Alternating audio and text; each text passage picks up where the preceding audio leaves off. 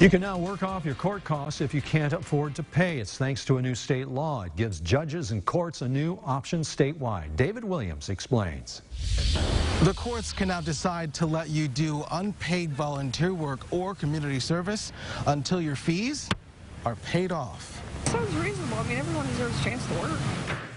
The new law would allow convicted people to do that work for the equivalent of Indiana's minimum wage, which is $7.25 an hour, toward those costs. I could at least agree with putting them to work for it, yeah.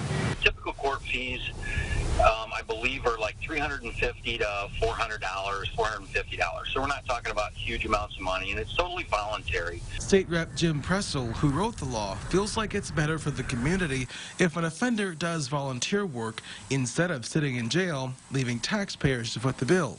So this seemed like a good way to be able to let people pay off their court debt rather than hold them in a debtor's prison, and then also give them the ability to interact with some of the community service programs that are out there. I mean, they could be doing something with Habitat for Humanity. They could be doing something with the Salvation Army. Which might lead to something more positive. Maybe what would have happened is that person sees how that person has turned their life around and may offer them a job.